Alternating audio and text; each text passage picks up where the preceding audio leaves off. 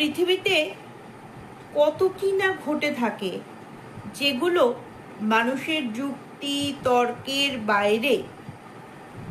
এমন এক ঘটনার আমরা আজকে সাক্ষী হতে চলেছি। ইতিহাস প্রসিদ্ধ এই ঘটনাটি যে মহিলাকে নিয়ে, তাকে পৃথিবীর ইতিহাসে বলা হয় আনসিঙ্কেবল লেডি।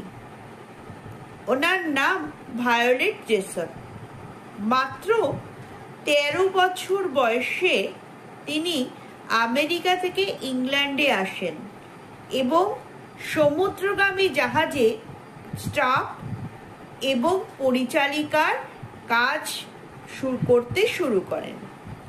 স্টারলাইন কোম্পানির জন্য তিনি 1911 সালে মাত্র 23 বছর বয়সে RMS অলিম্পিক নামক হোয়াইট ওয়েস্টার ভেসেল নামক একটি জাহাজের যাত্রী হিসাবে পাড়ি জমান।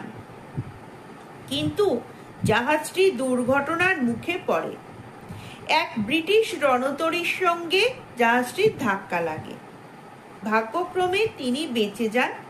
তার জাহাজ না ডুবে তীরে আসতে সক্ষম হয়।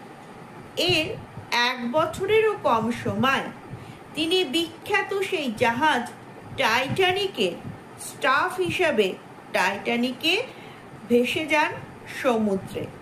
এবং এর পরের ইতিহাস আমরা সবাই জানি।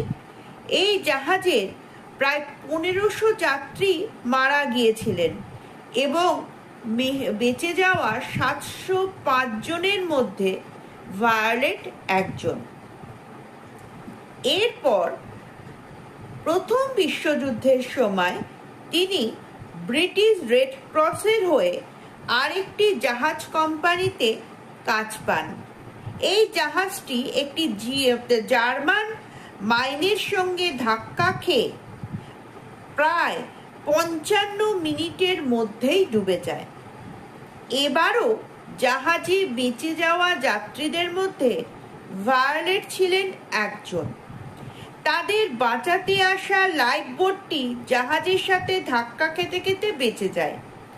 তিনি এবার হোয়াইট ওয়েস্টার লাইনের কাজ ছেড়ে প্রথমে ইস্টার লাইনে ও পরে রয়্যাল মেল লাইনে কাজ শুরু করলে এবং সমগ্র বিশ্ব তিনি ঘুরে বেড়ান